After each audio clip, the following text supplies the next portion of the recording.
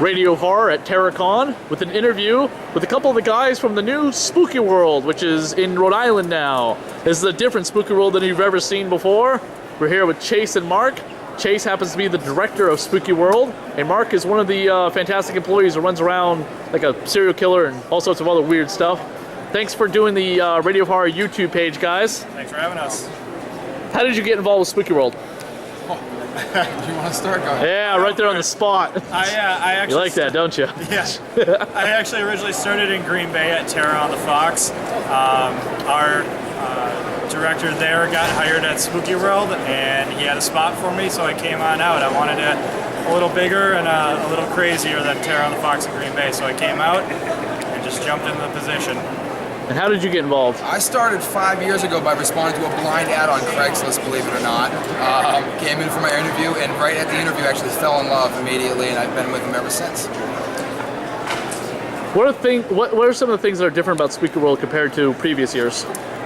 Well, it's hard to say what's different from previous years, mostly because all we can go off of is hearsay and what people talk about. But what I can say is we're bringing it back to original, back when it was in Berlin, as far as the open atmosphere, large-scale scares. When does Spooky World open up?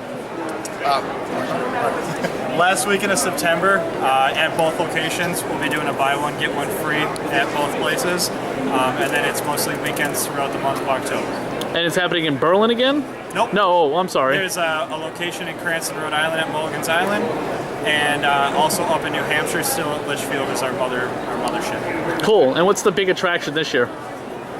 This year up in New Hampshire, we're just doing a lot of changes to what's already there, but big changes. You'll notice if you've been there in the past, a lot of the haunts are completely changed. And then the same thing down in Rhode Island. We're going to be bringing the same 3 haunted houses with just some major changes, and the layout will be completely different from last year also. You guys gonna have any guests there? Not yet, but we're working on it. You should get that author Radio Horror guy. Yes, I totally agree with that. Yes. Yes, he works cheap. Food. We'll be updating the Facebook and everything like that as we start to put out some more information and things for the year. What are some things about Spooky World from previous years that you didn't like that you changed and improved upon? SpongeBob. back at Bayside, and towards the final years of Foxborough, they would have characters like SpongeBob come in. That makes no sense whatsoever. Yep. No, yeah. Let's get rid of the Kane Haunters, and let's get rid of all the Linda Blairs that would come in and do autographs, and let's bring in SpongeBob. Yeah, I wouldn't probably or bring ICP. Linda. They would bring in ICP too in its final years, and that was right.